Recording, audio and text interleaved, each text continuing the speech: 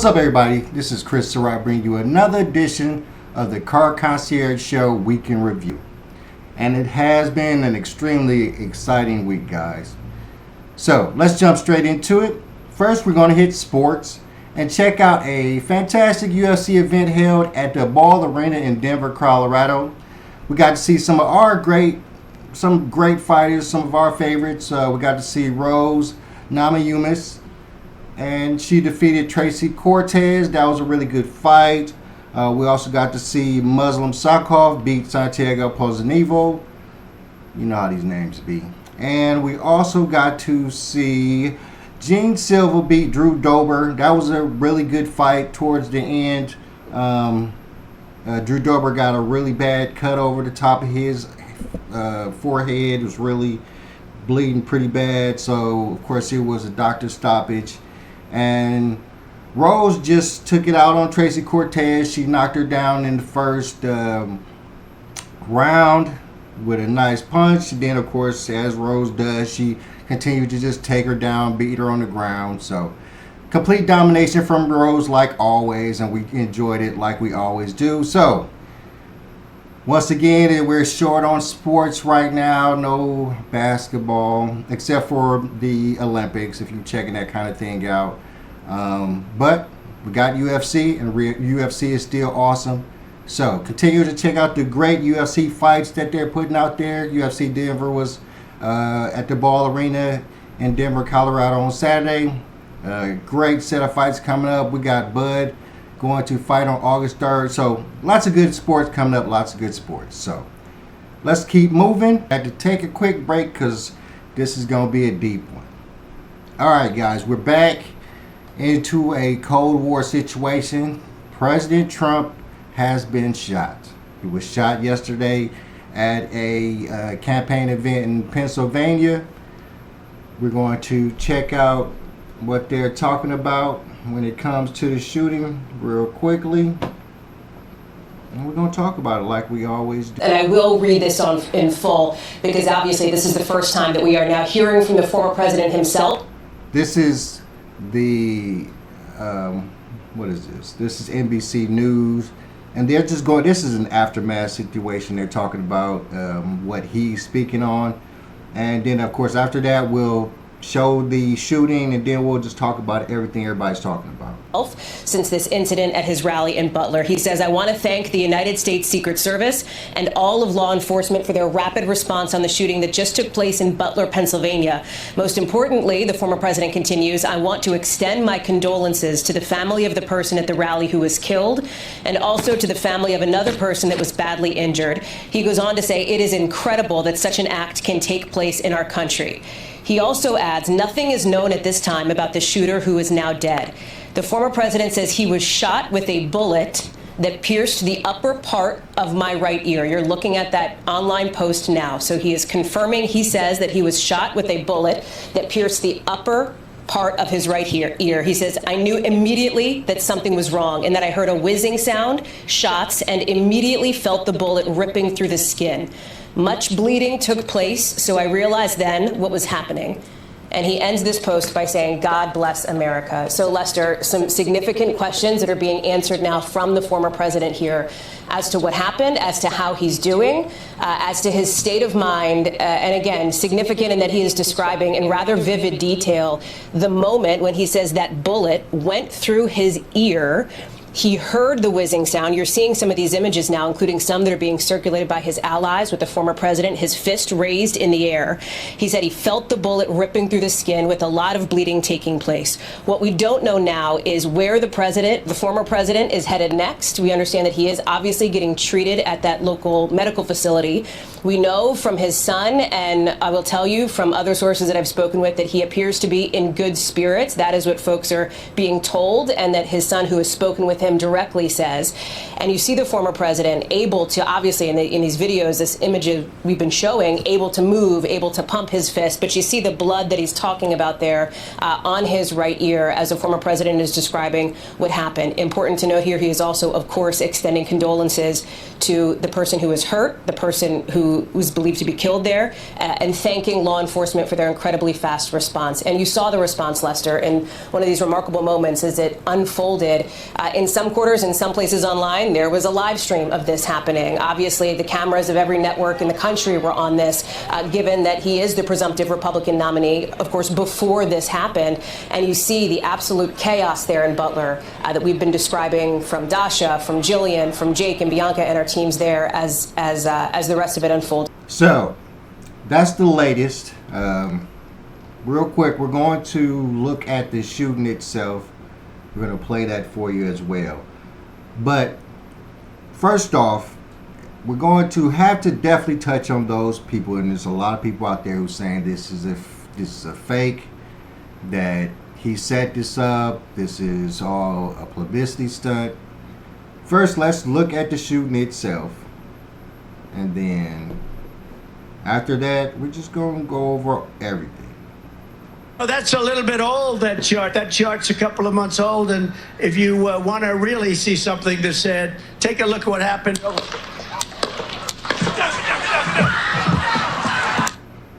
Okay, so first off,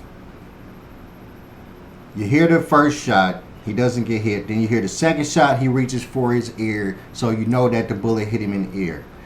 Now, the theory that he faked this, or this was a stunt that he pulled off, who in their right mind would have somebody, or knowingly have somebody shoot at them, and shoot at them to the point where a couple of inches in the wrong direction, you'll be dead.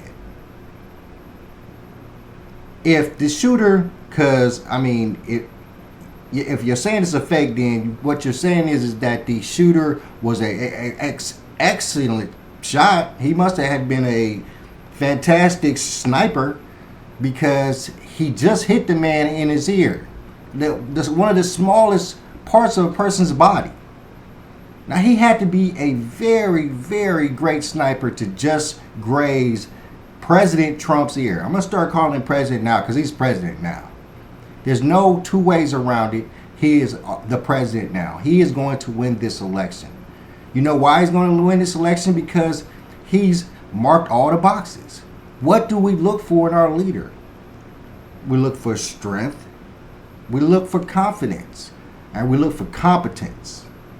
Joe Biden has showed so much horrible competence over the last couple of days that it has destroyed him. And then this situation here shows that this man is not only competent enough in a dire situation where he has been shot with a bullet to take that opportunity and stick his fist in the air, proclaim that he's still going to win this.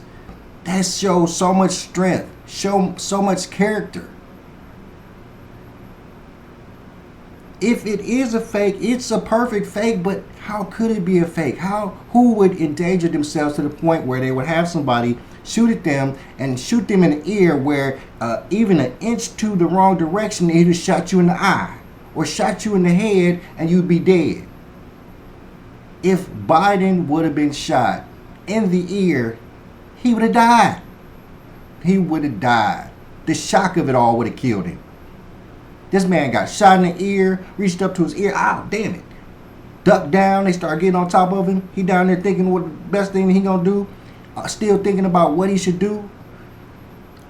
It just shows so much reverence, so much strength and character, that not only do you get shot and realize you get shot, you continue to think correctly. Jumped up and was like, hey, forget this, I'm still gonna win. Put his fist in the air like nothing, like the dude wasn't even out there to shoot him no more. Now I think about it though, I will say that him standing there for a second and putting his fist in the air not thinking, not if he knew or not that maybe they told him that the dude was dead already, so he felt it safe enough to continue to stand there, put his fist in the air. Yeah, that's kind of questionable. I ain't gonna lie. But it still shows so much strength, so much of what Joe Biden is not showing us, so much competence in a dire situation. We need leaders who can stand tall in dire situations, and this is one. You're getting shot at. That's a dire situation. You got to think quickly. You think Joe Biden would have survived that? He would have died from the shock of it all. This is, and that's another thing that it is killing me. When did we go back to? No, I'm not gonna lie and say it. I didn't know this, but Cold War has been active for a long time. A new Cold War. This is not the old Cold War that we're some of us are used to, depending on your age. But a new Cold War has been activated, and we've been watching it horribly directed predominantly at Donald Trump. You know, Cold Wars, people don't understand what that is just a Cold War is when you're doing acts of war and like behind the scenes is the best way to put it. You know, the whole, but these people are pretty out in front about it, but the whole trials against Trump, the felonies that he's caught, you know, that would be considered Cold War. You know, you implement people to go in there and discredit them and to make up lies about them and build conspiracies about them so people can lose trust and decide that they don't want to, you know, be with you or contribute to you or, you know, back you. So that's what Cold Wars are standardly. But of course, another thing about a Cold War is, you know, the deaths, the murders, you know, the Boeing situations. You know, Cold War is exactly what it is. Cold War. People dying for political reasons. People dying for financial reasons. Yeah, and when did we become a country where people were getting shot at political? It's been a long time since we've seen a president get shot. Did any of you think that any president at this time and day and time would get shot? Would that be something that we would think would happen in our day? I didn't think that it would be something that would happen in our day. I've been here when it was happening. I've seen Cold War situations. I know about, you know, murders and for political reasons. But I did not think I would see Trump get shot. That is crazy. It's crazy. The whole idea of it is crazy. And they shot the young man that shot him, so I guess he's dead, so we can't ask him any questions. It's a horrible situation. I don't foresee them to stop trying to make it into a situation where, you know, that it's fake or, you know, this was a stunt to some degree by Trump to win the presidency. That's going to be a massive narrative for a long time, but I just can't see it. I can't see somebody risking their own lives just to become president. I honestly don't even think when he first won the presidency that he wanted to be president. So the fact that he wants to be president now, he don't want to go being president with a hole in his eye or in his head or hell in his ear. He's a vain dude. He don't want to mess up his body at all. Who would? Now he got a messed up ear. That's not the kind of cat he is. That's not the kind of cat that I think Trump would be to allow somebody to hurt him just to win the presidency. I don't think he's that type of person. I don't think he cares that much. I really don't. You think he cares that much? He would have somebody shoot him to the point where a couple of meters the wrong direction, he'd be dead? I can't see that. That don't make no sense. Doesn't make any sense. Now, another thing happened, of course, because of the whole situation with Trump. We got our friend Elon Musk has decided that he is going to endorse him. I want y'all to hear, or I'm going to read this. Listen to why. Elon Musk endorses Trump in presidential race, calls him tough after assassination attempt. Musk posted the endorsement with a video of Trump with blood on his face, pumping his fist with multiple shots, rang out at Trump's rally in Pennsylvania on Saturday. Okay, July 14th, that is today. And this is written by Reuters. Okay. Tesla Inc. CEO Elon Musk publicly endorsed Donald Trump for the first time in the U.S. presidential race, calling the Republican former president tough. Musk, the world's richest person, posted the endorsement with a video of Trump with blood on his face, pumping his fist after multiple shots rang out at Trump's rally in Pennsylvania on Saturday. Trump was safe. The post cement Musk's shift toward right-wing politics and hand Trump a high-profile backer in his quest to return to the White House in the November 5th election. I fully endorse President Trump and hope for his rapid recovery. Everybody gonna start calling President Trump now. It's over. Musk posted on his social media platform X. I fully endorse President Trump and hope for his rapid recovery. The martyr lived, he wrote in a later post, citing a reported debate between conservative venture capitalist Peter Thiel and LinkedIn co-founder and Democratic mega donor Reid Hoffman. Musk later posted a photograph of Trump at the event, followed by last time America had a candidate this tough was Theodore Roosevelt. Musk and representatives from X did not immediately respond to a request for comment. Musk, who has been ramping up criticism of U.S. President Joe Biden, has donated to a political group working to elect Trump, Bloomberg reported on Friday, citing sources. The South African-born businessman Sway stands to benefit Trump since Musk has one of the largest footprints on X, with 189.5 million followers, meaning his posts can instantaneously spread widely. Musk has said he previously voted for Democratic presidential candidates Hillary Clinton as well as Biden.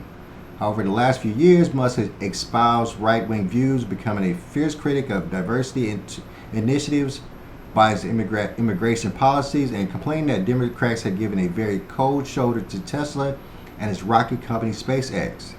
In March, Trump, who is expected to be formally nominated next week as the Republican Party's candidate for the November 5th election, reportedly met with Musk, and other wealthy donors. In a response to reporting of the meeting, Musk posted on X, "Just to be super clear, I'm not donating money to either candidate for U.S. president." In May, he also denied media reports that had been talks over a potential advisory role for him in any Trump presidency. From bullshit artist to fan of Elon. In July 2022, Musk said Trump was too old to be president of the United States and Trump needed to sail into the sunset. Musk also said he was leaning towards supporting Florida Governor Ron DeSantis for president in 2024.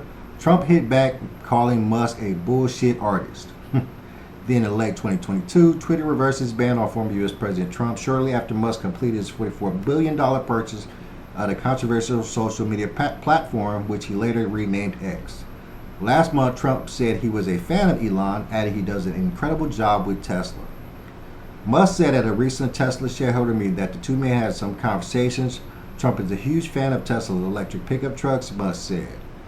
Trump has reiterated his pledge to immediately abandon the Biden administration's mandate to support the electric vehicle industry. During his presidency in early 22, Trump called Musk a genius. "I was worried about him because he's one of our great geniuses and we have to protect our genius," Trump said of Musk, according to Bloomberg. "You know we have to protect Thomas Edison. We have to protect all of these people that came up with originally the light bulb and the wheel and all of these things."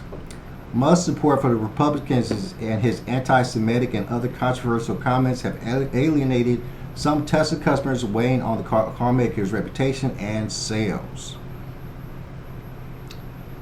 All right. So, now, he is Trump, that is a superhero now. He has gotten the endorsement from one of the richest, one of the most influential people in the world right now. Somebody who has access to almost 200 million people in a second. Elon Musk. And Twitter, which is now called X. The man has put such a foothold in this presidency that we all have to call him the president now. Biden has fumbled this and fumbled it badly. Democrats, it is time to field another candidate, because the debate on who should be president between Trump and Biden is now over. There's no foreseeable way of saying that Biden in his current state, which could only get worse over time, and Trump's situation of strength and power and unbelievable resilience could compete. It's time that you guys choose somebody else up to go up against Trump in this presidency, or he's just going to win. And right now, it's looking like he should win. So, last story, and this is why this show was called The Worst Day Ever. It's called The Worst Day Ever because I honestly had the worst day ever on Friday, me personally. I'm going to go throughout my day. I'm going to tell you why it was the worst day ever. It's going to have some jewels in there on stuff that you should do when you're having certain problems, okay? So, let's get into this, okay? First off, Friday was the worst day ever. And it started off bad because I knew that my work truck, a Dodge Durango, it needed an alternator, okay? And if you know anything about cars, is that alternator is standardly just used to keep your battery running correctly, is the best way I'm saying without getting technical. So what I did was I charged up my battery so it had a full charge, and I was going to drive my Durango into work. I was going to replace it with the alternator that I have. I was going to install it myself. One of the best first jewel, my friends, is that if you can, get you a hoopty. And what I mean by that is get you a car, an extra car, a sidecar, a car that you can have. It's very cheap and very easy to fix. And the best scenario will be if it's a car that you can fix yourself, because cars break down all the time. Specifically, these newer cars. These newer cars are designed that if you don't do correct maintenance, that they will break down. They're designed that way. They're designed that if you don't do a fuel injection system flush, that you know your fuel injectors are going to go bad. They're designed that way, people. I'm telling you. So my first rule of thumb is if you can, get your hoopty. I have a couple of hoopties. Durangos, vans, little Corolla cars. Keep you a couple of hoopties, okay? Because you never know when you're going to break down. These newer cars break down just as much as older cars. And the fact of the matter is these newer cars are super duper harder to fix, so you're not going to be able to just jump it in and drive it home.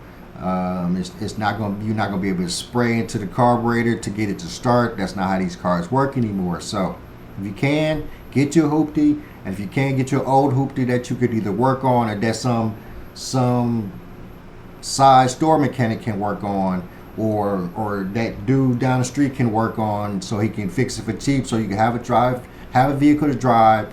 If your main vehicle, if your 2022 or 2024 isn't working, you still are able to be mobile. Okay? So, first jewel, try to get you a hoopty, try to have a second car. Okay? So, I charge up this battery. I'm going to drive the Durango from my home to my place of business so I can throw in an alternator and get it all fixed up, okay? I'm driving in, everything's going great. All of a sudden, battery started losing charge, probably was bumping the radio too loud, I'm a dummy. Dies out in front, on 3 blocks away from my work, okay? Not a big deal. I got another battery in the car, I'm gonna hook it up to that battery, jump it, and I should be able to roll it down the 3 blocks to the shop. Doesn't work. The old battery that I thought was charged, well, it didn't have a charge, so it wouldn't jump the battery I had in the car. So needless to say, I was sitting there trying to jump it for like 20-30 minutes. That wasn't working out. So second jewel I'm going to give you guys, if you have AAA, use it right away. AAA or any tow service that you have. First off, have a tow service, have AAA, have any one of these companies that would come tow your car in an emergency. This is an emergency thing. You want to be on the side road forever. Specifically if you have to get to work or you just don't need to be inconvenienced. AAA is fantastic.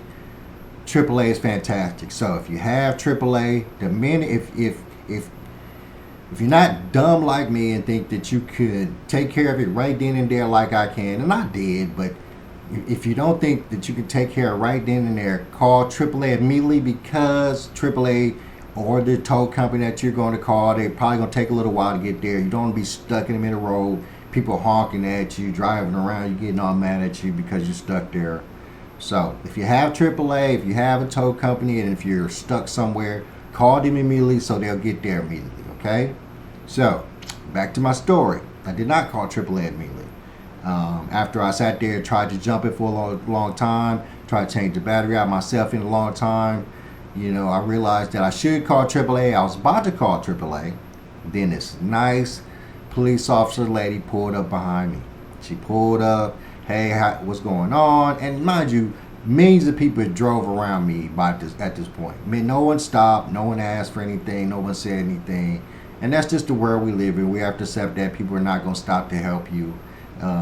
They're going about their day. They're trying to get to work on time. They don't have time to be stuck helping my butt. I'm not tripping about that. But nice police officer pulled up behind me. She blocked traffic. Hey, how you doing? What's going on? Blah, blah, battery dead, blah, blah. Oh, let me help you push it over. Oh, man, awesome. She jumps in, pushed the vehicle around the building that we was in front of, parked it there. Fantastic. This the day it's looking up, guys. Okay, locked the car up. Of course, my job is only 3 blocks down the street, so locked the car up, walked to work, picked up one of my other hoopties, drove it down to the shop, brought my battery jumper. This is another thing that I should have. If you have it back, jumper cables are super nice, but the thing about jumper cables is that you need to have somebody else to help you jump with. You need another car. People are not super nice these days. It's just the world we live in. We have to accept that. So, third jewel, buy you a jump box. A jump box is a jumper box that you charge regularly. Some people keep them in their vehicle. That's probably the best place to keep them if you can, but you have to keep them charged. But a jump box, you can, if your battery dies, you can jump the vehicle with the box, get to where you need to be going, figure out what's going on with the charging system, blah, blah, blah, okay? So jump boxes are great things to have, specifically older model vehicles, even for these newer model vehicles, especially ones with the batteries. Teslas would be great to have a jump box for because it runs off the jump. So, walk to work, 3 blocks, tired, sweating, hot outside. Grab my other hoopty. Grab my homie, drive back, grab my charge box, put it on the car, limp it down to my shop, start putting in the new alternator. Alternator that I picked up based off the VIN number is supposed to be the correct one. Guess what? Wrong alternator. Fantastic. So, take the one out of the car, put it in the box, take the new one that I got, drive over to the auto parts store, change it out, get the correct alternator, bring it back. About to put it into the car, but I'm at work, so I cannot do it right away. I have a meeting to go to. Go to the meeting, I'm in the meeting. Things meeting in. We're talking about stuff. We're talking about what's going on in the business. Let's talk about that real quick for a hot second. I work at a collision center. When I started working there, they was doing roughly about $180,000, $200,000 a month in business, with some implementations of some ideas that we had, some working together with another gentleman named Caesar. We got the numbers up to over $500,000, and we've been doing over $500,000 for quite a long time every month. Great numbers, great money. Everybody's fantastically happy. Brought in 2 more estimators because we were doing so much great number. One of those estimators was my mentor. Don't want to mention his name. He's an old timey kind of guy. He's 82 years old. 82 years old. But he retired a while back. He gotten bored with life, and I've always said, or I've always found, I've read some studies, I've always found that you shouldn't, if you retire, you should never completely retire. You have to keep busy, or if you retire, you don't keep busy, that's when people die. So started working with us, 82-year-old gentleman, doing a great job. Not super computer savvy was his biggest flaw. But when he was mentoring me, it wasn't about computers, so it wasn't a big deal. Definitely an asset. Definitely got things done. They were using more as a gopher. I knew he was more suited for greater things than that, but I could not control how they used him, and it was not, he wasn't under my leadership at that point. So get back. We're in this meeting. He's not in the meeting. Problemas for me. Meeting continues. He walks in, sits down at his desk, starts taking his stuff out. I know what that means. Before our meeting is over, he stops, says, "Hey, everybody, I don't want to interrupt, but I just got canned and I'm leaving." Says bye to everybody, gives out the hugs. I walk him out. Don't care about this meeting. I'm gonna go talk to him. He tells me what happened. Tells me that they let him go, and he's no longer with us. And this is my mentor. I spent so many years of my life with this gentleman. He's taught me so much. So I'm not happy that he's gone. I'm not going to be upset at the company because, as I was saying, we were doing over $500,000 in numbers every month. And last couple of months, we have not. The business has been extremely slow. I have done reviews, and we haven't lost market share. To just business in this industry has been slow. It's been worldwide.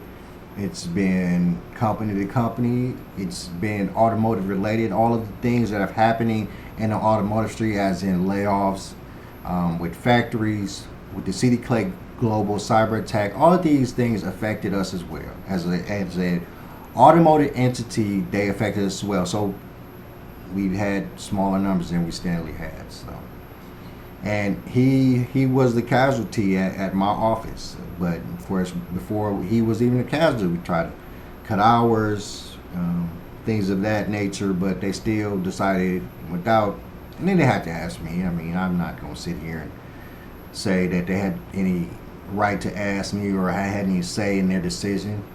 But and I'm not even going to say that I don't understand it. We had several months of not meeting goals.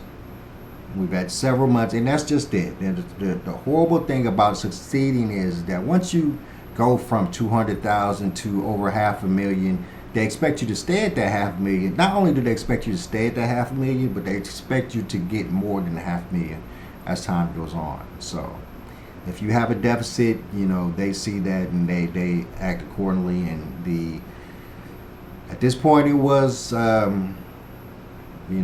letting go of my mentor and my friend. So that is why I had the worst day of my life. They let him go.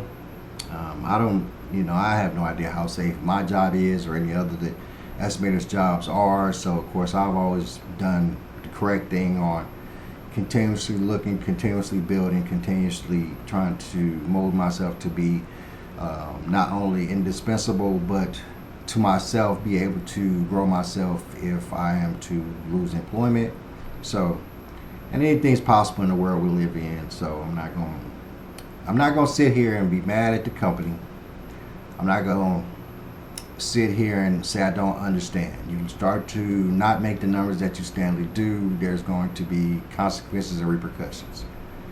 And his departure was one of them. So, that is the worst day I've had in a very long time. Shout out to him. You know I love you, my man. I will be there to make sure that we can find you another position if that's what you desire. I know you have millions in the bank. Money is not a situation that you worry about, but I just want to always keep you going. So, all right, my friends, that is my show. We have had an exciting week. Pray for Trump. Pray for my man. Pray for the world. We are entering into a situation of a cold world where people are doing whatever they want. They just shot the president. And I don't think it's going to end there. All right, y'all. I'm your boy, Chris Surratt. Thank you for tuning in to another episode of the Car Concierge Show Week in Review. And I'm out. Peace.